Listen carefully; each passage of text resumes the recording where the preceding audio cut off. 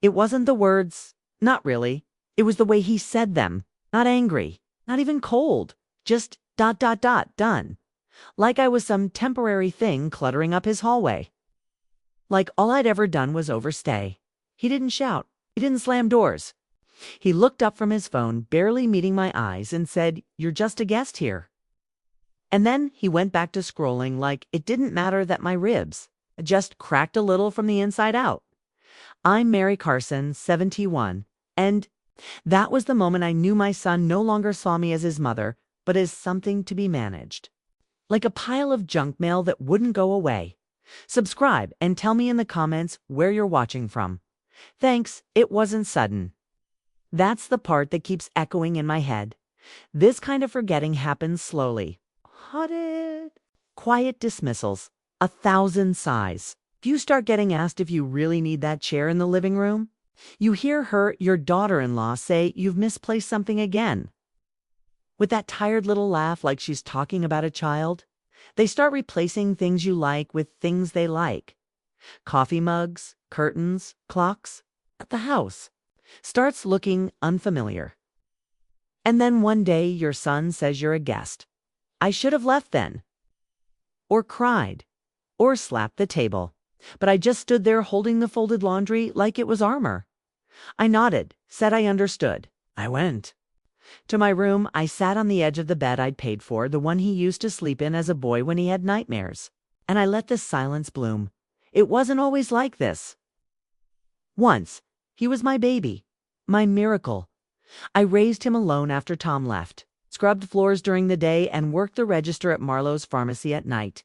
No child support, no breaks, no complaints, just me and him.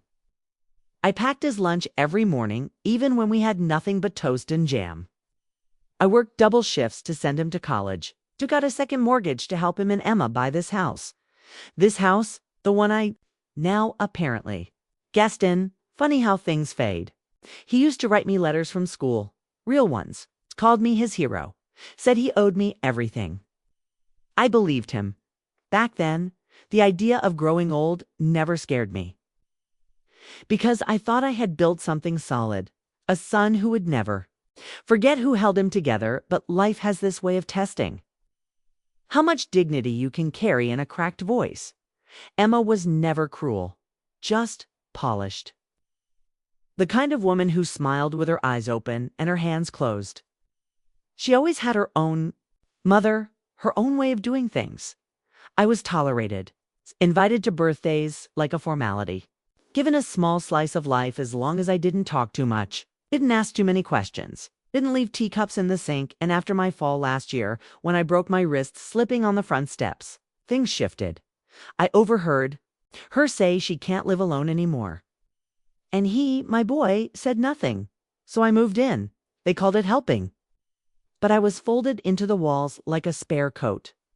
And every week since, I've disappeared a little more until that day, when I asked if we could rearrange the closet just a little because I couldn't reach the top shelf. And he said, flat, without looking up, "You're just a guest here." Mom, just a guest. I went cold. Not hurt, not angry, cold, because guests don't belong.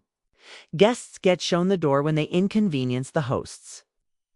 Guests don't ask to rearrange closets. They're lucky to be offered a pillow. And I realized I'd been living in a house I bought, sleeping in a room I was pushed into, and walking on eggshells to earn smiles that never reached their faces. I folded the rest of the laundry in silence. Neat, even stacks. My hands shook a little, not from age, from remembering that night I didn't sleep. I sat at the kitchen table with the lights off, listening to the house I helped pay for breathe without me. The hallway light clicked on at some point, and I saw Emma passing through with her tablet in one hand and a glass of wine in the other. She didn't see me. Or maybe she did. But she said nothing. And neither did I, because the quiet had become louder than words. It was humming through the walls now. Something was about to change, and I was ready. I had let my hands go idle for too long. Let them stop. Signing things, managing things, moving pieces. But they still remembered. In the morning, I made tea, Not for them. It's just for me. And I wrote a list, a quiet little list of everything I still owned. Everything still in my name. It was longer than they remembered. And that was going to matter soon. I used to think love was about sacrifice. That if you gave enough, bent enough, held enough pain in your body without complaint, it would form some kind of unbreakable bond. I don't think that anymore. Love is not what I gave. It's what they didn't return. I remember when this all began to tilt just a few degrees. It was subtle. It's a kind of shift that doesn't scream. It's like when a picture frame is slightly crooked, but no one reaches to fix it. After Tom left, it was just me and Adam. He was 5 then. Always quiet, always. Watching. Even when I cried behind the bathroom door, I could feel him on the other side listening. Breathing small and careful like he didn't want to interrupt my heartbreak. I told myself I'd raise him to feel safe. So I worked hard. I smiled through. Migraines. I cheered at every school recital, even when I was exhausted from double shifts. I bought him his first laptop, second-hand but clean, when I couldn't afford a winter coat for myself. That was the year I skipped Christmas dinner and took the overnight slot at the store, so he could have a real tree and a decent stereo. He never asked for much, but I gave anyway. That's what mothers do, right? We give and we don't keep score. At least I did and single quotes. When Adam brought Emma home for the first time, I was so nervous. She was lovely, composed. She had that firm grip that made me feel like I was already being sized up. I made my old roast recipe and brought out the nice tablecloth. She complimented the meal, said it was nostalgic. I didn't ask what she meant. They married young, just after college. I gave them what little savings I had. Told them it was a wedding gift. They used it for the down payment on this house. When they invited me to move in last year, after my fall, I thought it meant something. That maybe this was the full circle. That my son was making space for me like I'd done for him 1,000 times. But it wasn't a circle, it was a corner. I was being placed in it. At first, it was small things. Emma suggested I not do the dishes, worried I'd slip again. Then she said I should leave the mail sorting to her, in case I got confused. Then the groceries started changing. Less of what I used, more of what they liked. Eventually, even my tea vanished from the cupboard. I thought maybe I was imagining it, that I was being too sensitive, but it wasn't in my head. It was in the tone. The way Adam stopped asking how I was and only asked what I needed, as if my presence was a checklist. As if care could be administered, not offered. They called me Mom in that careful, distant way, like you say thank you to a stranger who hands you back your change one day. I went into the office to use the printer, the one I bought them, and found the door locked. Emma said later they were handling some private paperwork. I didn't ask, but something in my chest clicked. Like an old drawer finally sliding shut. It wasn't long after that I found the insurance folder on the kitchen table, left open, just for a moment while Emma went to answer the door. And there was my name, crossed out. New policies, updated beneficiaries. Adam's signature beside hers. They didn't even ask. Not even the courtesy of a conversation. Just deleted. I stood there staring at the paper until the letters blurred. Emma came back in and gave me a polite smile. Said, "Need anything before I head out?" I shook my head, went back to my room and sat on the bed again. It's the same spot where I sat after Adam called me a guest. It was happening, wasn't it? It's the quiet removal. The careful edits to my existence. I was being erased. Softly, legally, without a single raised voice. But I still had breath in my lungs. Still had ink in my name. I opened the drawer by my bed and pulled out my file folder, the one I kept out, of habit. Deed copies, insurance duplicates, bank account statements, with my name still on them. I stared at the papers for a long time. Not for revenge, but to remind myself that I wasn't helpless. I was still real, still present, still legally alive. That night, I started writing. Just a few notes. Plan, not to fight, just to walk. With quiet power, Emma started. Locking the mailbox after that? She said porch thieves were becoming a problem. I didn't argue. But I began forwarding the important mail to my friend Teresa's house instead. She lived 2 streets over. We'd met in line at the pharmacy years ago and shared tea every few weeks. When I told her I might need a favor, she just smiled and said, "Honey, tell me what kind of folder and I'll label it myself." That's when I knew I wasn't alone. Not really. The next day, I opened a small checking account under my maiden name. Used a different email. Transferred a few thousand from the joint account, the one I technically still had access to. I called it housekeeping, 'cause that's all I ever did for them, wasn't it? I wasn't stealing. I was reclaiming. Bit by bit, I gathered my papers. Made a checklist, keys, title copies, passwords, access codes, all mine. They were too busy to notice. Or maybe they thought I was too tired to do anything meaningful. That's always the mistake people make with quiet women. They assume stillness means surrender. But still water runs deep, eh? And mine was just beginning to rise. I didn't say a word about what I knew. Not to Adam, not to Emma. I moved like a shadow through their house, but my ears were wide open. They spoke around me, not to me. Dinner became quiet, with the occasional glance between them that made my stomach tighten. I wasn't paranoid. I just finally stopped pretending. Emma started making calls in the hallway. Soft voice, door cracked open. She thought I couldn't hear, but an old mother's hearing is trained for whispers. 4 secrets tucked between sighs. She said the word facility twice. Once with a laugh. Once with that clipped professional tone she used when speaking to customer service. I heard Adam say, "Just not yet." And she's not signing anything until I talk to her again. They were waiting me out. That's when I checked. The files again. The deed still had my name on it. The account was still coned. The house wasn't theirs. Not fully. I could feel them circling. Planning around me like I was some old lamp they didn't know how to get rid of politely. But I had my own plan now, and it didn't involve confrontation. It involved disappearing properly. One afternoon while they were out, I made copies. All of it. Documents, keys, account numbers. I labeled everything and placed the originals back exactly where they'd been. Not a paper out of place. Then I did something I hadn't done in years. I stood in front of the mirror and looked at myself. Really looked. My hair had more silver than I remembered. My neck a little softer.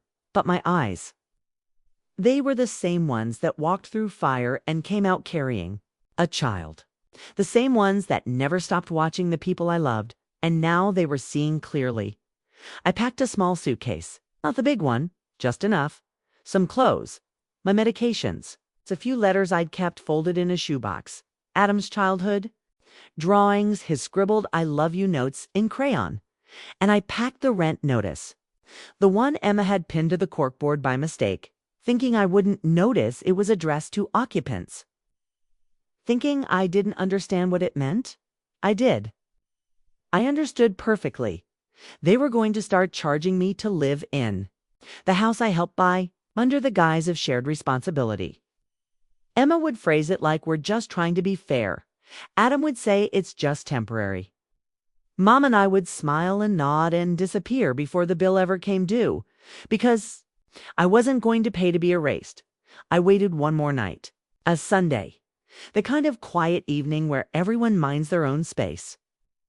Adam watched TV in the living room, Emma upstairs on her laptop. I wrote them each a note. Adam's was short. "You don't owe me anything, but you owed me honesty. You called. Me, a guest in the house I made possible. So I'm leaving like one. No need to call. I'm not angry. Just finished." My mama's was even shorter. I noticed the policy changes. I signed nothing. Consider this my withdrawal from the arrangement. Respectfully, Mary Carson. Then I left the rent notice on the kitchen counter, right beside the spare keys. All of them, house, shed, mailbox. The only one I kept was for the safety deposit box I'd opened 2 weeks earlier. I'm under my name alone. Inside was every document that still held power. I stepped out into the night. The wind was warm. Like it knew I didn't cry. I didn't even look back, because looking back is for people who want something to return to. I was done returning. The taxi driver was quiet. Thank God. Didn't ask questions. Just helped with the bag and took me to the small furnished unit I'd rented near the library under a different last name. The room was plain, a little dusty. The sheets were clean and no one had ever spoken to me like I was an obligation. There I made tea on the tiny stove, sat at the table with a single wooden chair, scant, and listened to nothing. The kind of silence that doesn't sting. Scant, the kind that sounds like breathing again. I opened the folder one more time, checked everything, then locked it in the drawer and placed the key in the teacup. I didn't sleep much that night. But I wasn't restless. I was still. In the truest sense, because power doesn't always look like action. Sometimes it looks like absence. Like a space left behind that suddenly feels enormous. In the morning, I bought a notebook.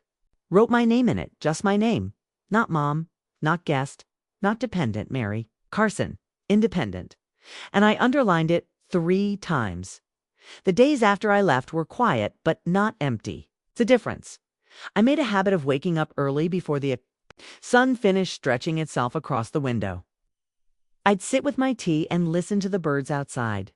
The hum of passing buses, the gentle clink of pipes warming behind the wall. That little apartment wasn't glamorous. Peeling wallpaper near the window. One burner that flickered when overworked. But it was mine. Mine in a way the house had never truly been, even with my name on the deed. I didn't rush to fill the hours. There was no one to clean up after, no one to anticipate, no tight-lipped smiles across the table, just me.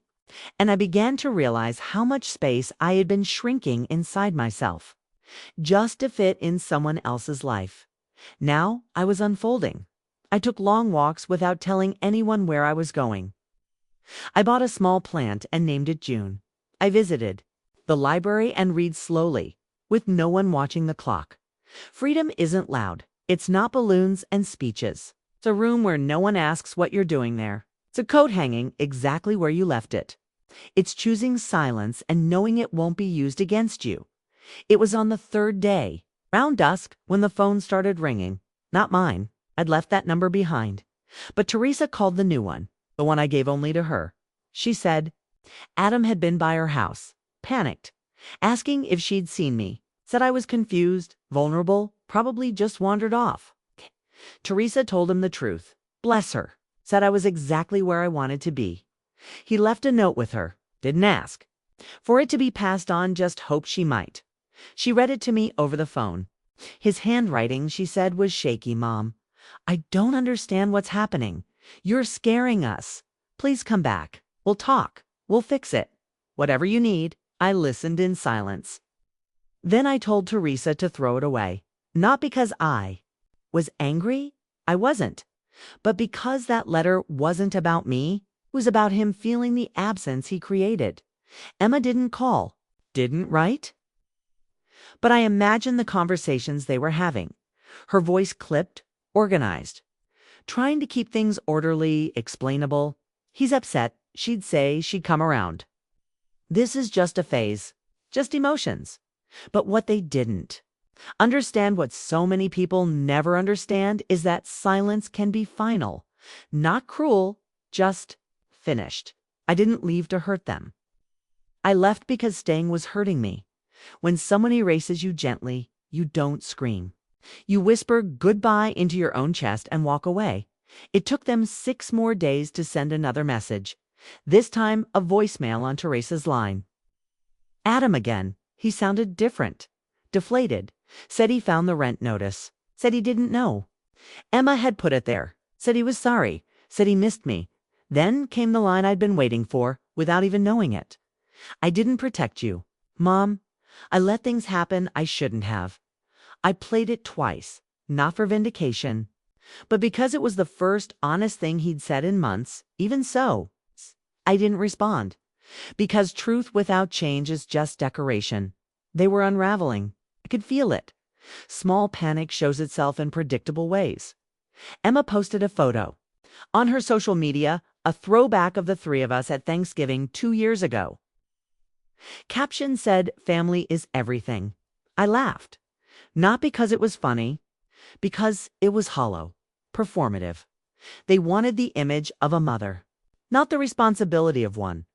A few of their mutual friends messaged me, not directly, comments on old photos, subtle tags, checking in. I ignored them. I was building something better now, something quiet and real. I started volunteering at the community center nearby, sorting books, helping with sign-ins. It wasn't much, but it mattered. One of the ladies there, Julia, brought me a sandwich on my second day. Just handed it over with a smile and said, "You looked like you skipped breakfast." No performance, no strings. It's just kindness handed over in wax paper. That night, I cried. Not because I missed my son, but because I realized how long it had been since someone gave me something without measuring it first. I kept the wax paper, folded it into my journal like a relic. Because sometimes a sandwich can feel like a rescue. I was beginning to feel strong again, not in a loud way, but in the way trees feel when the storm has passed and they're still standing. I didn't need to prove anything, not to them. To anyone. I was living without apology now. And that, more than anything, was the quiet revenge they never saw coming. The first morning I didn't think of them was a Tuesday. I remember because the kettle clicked off and I hadn't once pictured their faces. No flashes of Adam's boyish frown. No echo of Emma's careful, filtered voice. It's just the hiss of steam and a robin tapping the window. It surprised me. Absence. It felt clean. I sat at the little table with my tea, the sun touching the edge of my hand. And I realized something. This peace I was feeling, it had cost me everything. But it was worth the price. People think leaving is dramatic. That it involves doors slamming, voices raised, ultimatums. But the real kind of leaving, the kind that lasts, is quiet. It happens when you stop asking to be seen. The week stretched out in small, gentle routines. I visited the market and learned the vendor's name was Arif. He gave me a discount on lemons without saying a word, placed one extra in the bag, and nodded. I bought a small rug for the kitchen, cream-colored, soft, underfoot. There was no one to complain that it might slip or that it didn't match. It didn't need to match. It just needed to feel like mine. At night, I read before bed. I chose books without family drama. Nothing too close to home. Mostly stories about women. Going missing on purpose. Starting over with nothing but a name and a coat. They made sense to me. One afternoon, I took out all the documents from the drawer, spread them on the table. I reviewed every line, every signature, confirmed the new account balances, the updated mailing address, the transfer of rights for the utilities I'd once co-signed. I called the bank and removed Adam as an authorized user on my savings. The voice on the other end didn't ask why. She just said, "We've taken care of it, Miss Carson." And I said, "Thank you," like I was being handed back a piece of myself. I visited the post office and registered for a new box. New keys. No one else on the list. I changed my will. It's a simple one-pager. No drama, no theatrics. It's just clarity. I left a small sum to Teresa. Not for the help. She never asked for anything, but because I wanted her to know that being seen can be a form of inheritance. The rest I divided between 2 shelters and the library. I left Adam's name off, not to punish him, but to release him, to say, "I am no longer your responsibility, and you are no longer mine." It was hard, signing that paper. My hand shook, not from doubt, but from the sheer weight of it. A mother's love doesn't vanish. It can be redirected, like water that refuses to flow where it's been poisoned. Afterward, I sat in the park for an hour, watching children run circles around a fountain, their laughter piercing the stillness. None of them were mine, and yet I felt full. It's a strange thing, grieving someone who's still alive. Stranger still when it's your own child. But grief doesn't wait for death. It shows up the moment you realize love isn't enough to keep you in the room. That evening, a letter arrived at the post office box, not from Adam. It was from Emma. Typed, crisp paper, folded in thirds with her name printed at the bottom in faint slanted script. She wrote that they were sorry things had gotten so out of hand, that I'd misunderstood the rent situation, that she never intended to make me feel unwelcome. She said they'd like to revisit the arrangement, and that Adam had been struggling emotionally since I left. She wrote, family is complicated. We all make mistakes. Let's not throw away years of love over one bad moment. I folded the letter and placed it back in the envelope. Then I lit a match, watched the paper curl and blacken in a little ceramic bowl by the WINDOWSILL, because it wasn't one moment, it was years of being slowly dimmed. And I was done negotiating my worth. I didn't reply, not even to say no. Some silences carry more weight than any reply ever could. The next day, I bought myself flowers. Yellow tulips. Not for decoration, but for ceremony. I placed them in a glass jar on the windowsill. A kind of quiet declaration. I am still here, still growing, still blooming, even in borrowed light. I no longer felt like a guest in my own life. And, for the first time in a long time, I realized I wasn't waiting for anything. Not an apology, not a return, not redemption. I had already stepped through the door I built with my own two hands, closed it behind me, locked it, and threw away the key. Ask ChatGPT, didn't expect the voicemail. It came on a Thursday, just past noon while I was washing a plate I almost didn't check. That new number was quiet most days, and I liked it that way. But the red light blinked steady. And something in me said, listen. Adam's voice came through the speaker, small and tired. Hi. Mom, long pause. I guess I'm not sure what to say anymore. Another pause. The kind where silence carries more than the words. I don't know how we got here. I keep thinking back, trying to find the moment it shifted. He sounded like a boy again. The boy who used to fall asleep on my chest during storms. The boy who used to hold my hand like it was the only thing keeping him safe. Maybe it was Emma. Maybe it was me. Maybe it was just time and pressure and not knowing how to handle any of it. But I know I hurt you. And I know I said something I can't unsay. He was crying now.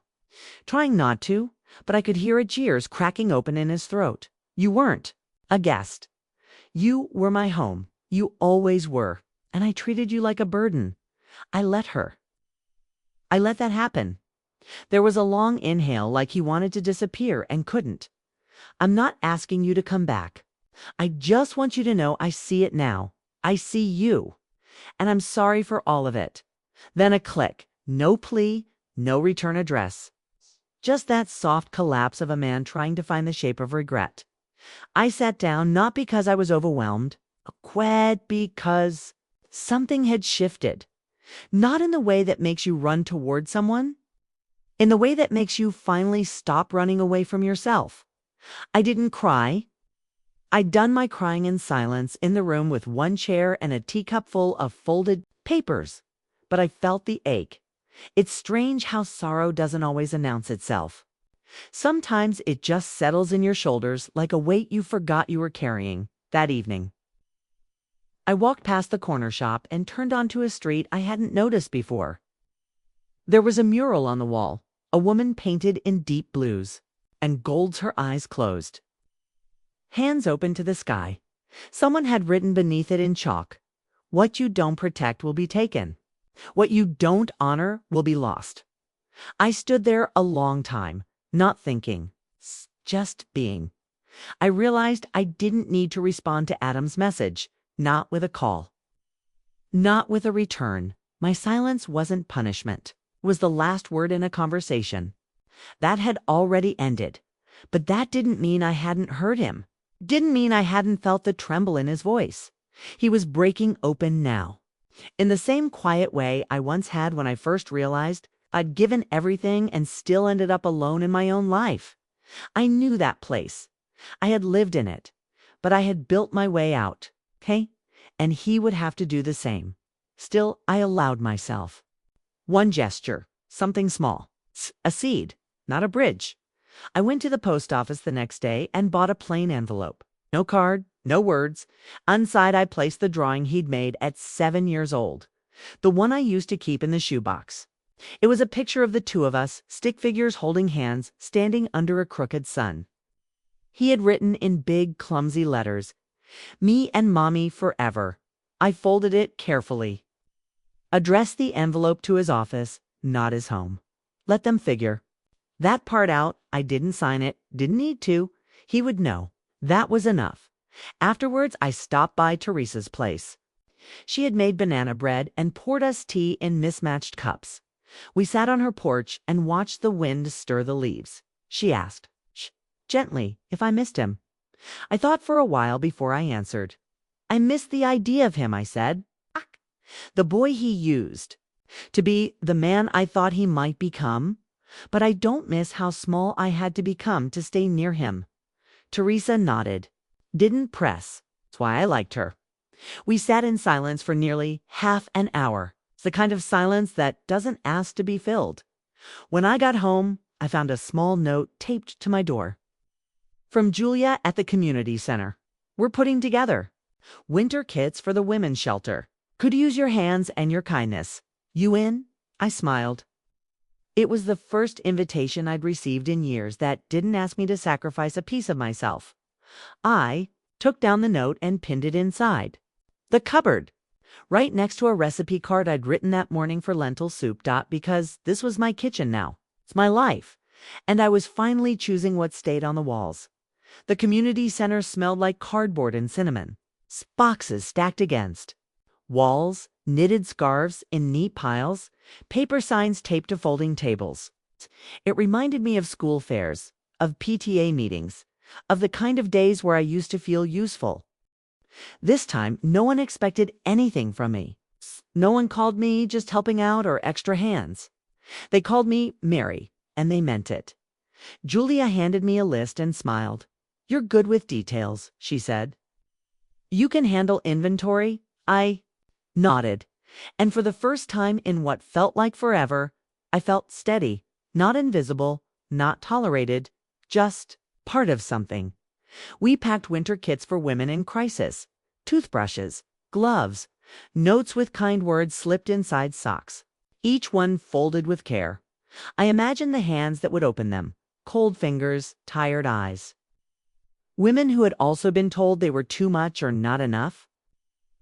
Women who'd walked away with nothing and still found a way to survive as I sealed. Each bag I thought, this is what giving is supposed to feel like. Not indebted. Not transactional. Just. Offered that afternoon, I sat on the center's back steps with Julia. The sky was low with clouds. But the air had that golden softness only late autumn knows. She asked me where I was from. I told her a little, just the safe parts. She didn't. Push said she understood the language of quiet exits. I think that's what made me trust her.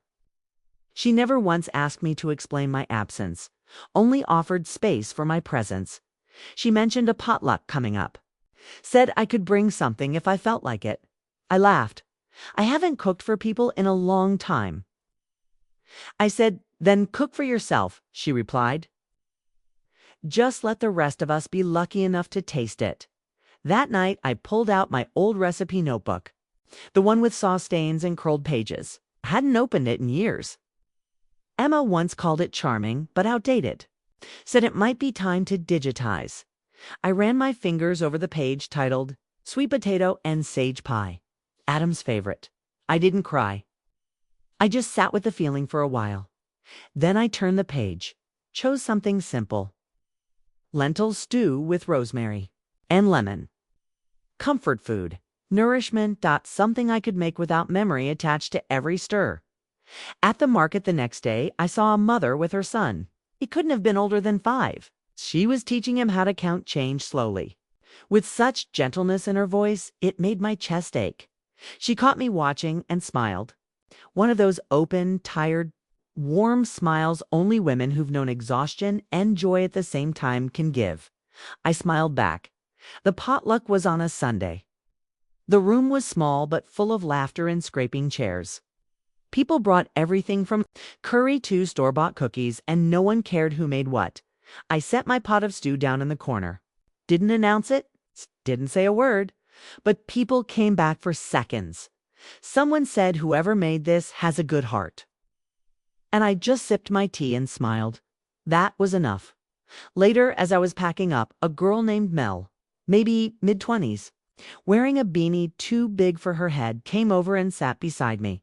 She said, "I heard you've been through some stuff. You don't have to talk about it. I just wanted you to know. You seem really solid. Like a lighthouse or something." I didn't know what to say to that, so I just said, "Thank you." Because sometimes that's all a woman needs. To be seen not as broken, not as fragile, but as something weathered and standing. After the potluck, I began coming to the center more often, helping with food drives, sorting donations, painting signs for the Sunday craft stalls. Each task was small, but added up. It became a kind of heartbeat, a rhythm of belonging, and slowly a new version of myself began to emerge. One not defined by what had been taken from me, but by what I now chose to give. Adam stopped leaving messages. I think he understood. Or maybe he finally accepted that I wasn't coming back. Not in the way he wanted, but I didn't check the old number anymore. Didn't ask Teresa if there were any new letters. I'd said all I needed to by leaving. The silence wasn't heavy anymore. It was shelter. I was building a life, not waiting for one to be handed back. End. Each small act, each spoon stirred, each box folded, each smile shared stitched me back into the world. On my own terms, in my own name. Without apology, the letter came in winter, not by phone, not through Teresa, not forwarded from an old address. It was tucked beneath my door in a plain white envelope. No stamp, no return name. It's just Mom written in that same tilted handwriting I used to see on spelling tests and birthday cards. I knew it was from him before I touched it. I sat down on the edge of the bed, the letter unopened in my lap. My hands didn't tremble. They waited. The light outside was soft gray, the kind that wraps itself around quiet decisions. I breathed in and held the stillness. Then I opened it. It was handwritten. 3 pages, unlined paper, folded with care. He said he wasn't sure I'd read it. Said he didn't deserve for me to. Said he just needed to say some things, whether they reached me or not. He wrote about his childhood, about the lunchboxes I packed, the time I sat in the rain while he played soccer. Soaked through, but still clapping at the end. He said he hadn't forgotten. He just buried it. Because Emma had ways of organizing life, efficient, composed, forward-facing. And somehow he thought that meant the past had to be stored away like a holiday box in the attic. He admitted he'd let her take the lead, that it was easier to be passive than to face the discomfort of protecting someone. He wrote, "I didn't push back. That's the part I can't forgive myself for. Not what she did, but what I allowed."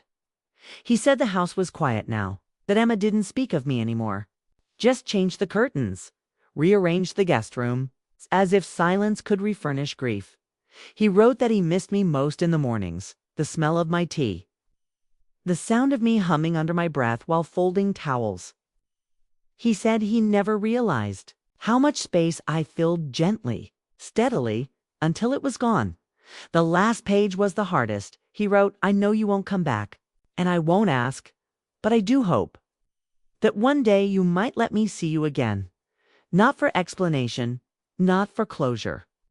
Just to sit. Even if we don't say a word then, I love you, and I'm sorry." Adami read it twice. It's not because I needed to, but because I wanted to feel the full weight of it settle. Then I folded it carefully, placed it in the drawer with the rent notice, the policy envelope, the childhood drawing I never mailed back. I didn't cry, but I did stare out the window for a long time. People think forgiveness is an open door, that it means letting someone walk back in with their shoes still muddy, but I've learned that forgiveness can be a chair. One that you place outside the house, so if they come, they can sit. but they don't have to come inside. A few days later, I wrote him a letter. 2 lines only. I heard you. I'm well-known signature. I didn't send it. I burned it in the same ceramic bowl where Emma's apology had turned to ash. But this time, it wasn't about closure. It was a ritual, a letting go, because I didn't need him to know I forgave him. I just needed to know I did. That was enough at the community center that week. Julia handed me a flyer. A new program was starting, literacy nights for older women. She asked if I'd help, not lead, not teach, just help. I said yes, because helping isn't something you owe, something you offer, when your hands are finally free. There was one woman, Estelle, who couldn't write her own name. She was 63, used to press her thumb in ink when asked to sign anything. She held the pencil like it might bite her. I sat beside her one evening, slow and quiet, and helped her trace the curve of each letter. Mariée showed her how to write my seed. Mariée showed her how to write my name first. Then hers. She looked up after we finished and whispered, "I've never seen myself on paper like that." I wanted to say, "I know exactly what you mean." But I just smiled and nodded, because some things don't need to be said twice. That night, as I walked home beneath bare trees and frost-kissed windows, I felt a warmth I hadn't known in years. Not the warmth of approval, not the warmth of being wanted, but the warmth of self, of knowing I had rebuilt something, not a family, not a reputation, a life, one quiet enough to hear my own breath, one steady enough to hold others without losing myself. And I thought, maybe Adam will be okay. Maybe he'll learn how to hold things better, or maybe he won't. But that wasn't mine to carry anymore. My hands were full now with soup ladles, seed envelopes, notebooks, and names. My own name, first and always, written in ink, held in my own handwriting, unshaken. The last time I saw him was by chance. Not a planned visit, no orchestrated reunion. Just a moment folded into the ordinary. I was walking home from the library, a canvas bag slung over my shoulder, the wind brushing softly against my coat. I'd stopped at the florist on the corner, the one that sells imperfect blooms for half price, and picked up a small bundle of white chrysanthemums, not for any occasion, just because the day felt worthy of something delicate. I turned onto this side street near the bus stop, and there he was, Adam, standing beneath a bare tree, hands deep in his coat pockets, shoulders hunched like he was waiting for permission to breathe. He saw me. I saw him. No rush, no gasp, just recognition, soft and slow. Like watching your reflection move differently than you expect. He stepped forward, but not close, eyes wide, unsure. A boy again, inside a man's frame. "Hi," he said. I nodded. Hi. We stood there for a moment, the sound of tires on wet pavement filling the silence between us. He glanced at the flowers in my hand. "You always liked those," he said. I looked down at them, then back up. "I still do." He smiled, small and sad. "You look ... well, I am," I said. And I was, not perfect, not healed in some cinematic way, but whole. And that was enough. I didn't ask how he was. I didn't need to. I could see it written in the folds beneath his eyes, the way he carried his breath like it was borrowed. He shifted, like he had something to say and wasn't sure where to place it. "I never expected to see you again," he said finally. "Neither did I." He looked down at his shoes. "I think about you every day." "I know." His shoulders dropped at that. A release, as if being seen, even just for a second, untied something in him. I let the silence settle again. There was no rush. No need to fill the space with explanations. Sometimes presence is the only language worth speaking. After a while, he reached into his coat and pulled out something wrapped in cloth. "I made this for you a while ago. I didn't know how to send it." He held it out with both hands. A gesture of offering, not expectation. I hesitated. Then I took it, The cloth was soft, familiar, one of the dish towels from my old kitchen. Inside was a small wooden box, carved with care, edges smooth. He had made it himself. I could tell by the slight imperfections, the way the lid caught just a little before sliding open. Inside was a photograph. Me, holding him as a baby. We were sitting on the old porch, his hand clutching my sleeve. On the back, he had written in pencil, "Thank you for every time you stayed, even when no one saw you." I didn't speak, just closed the lid gently. He didn't ask if I forgave him, didn't ask if I'd come back. He didn't ask anything at all. And that, I think, was the greatest act of love he had left in him, to let me walk away without trying to pull me. Back, I stepped forward, placed the flowers into his hands. "For you," I said. "Because you still remember?" He nodded, eyes wet. Then I turned and walked away. No anger, no ache, just peace. The kind that doesn't ask for permission. It's the kind that grows quiet and tall, like trees learning to bend without breaking. I went home, poured tea, sat by the window, and watched the steam rise like a small, soft prayer. I thought about all the ways a woman can disappear in her own life, and all the ways she can return, not to the same people, not even to the same name, but to herself. That's what I had done, not by accident, by decision, to reclaim the rooms I once gave away. To become the author of my days again, in the drawer. Beside me, the carved box rested quietly. A memory, yes, but no longer a weight. I opened my journal and wrote a final line. This time, I decide who gets to call me anything else. Then I closed the cover and let the story end.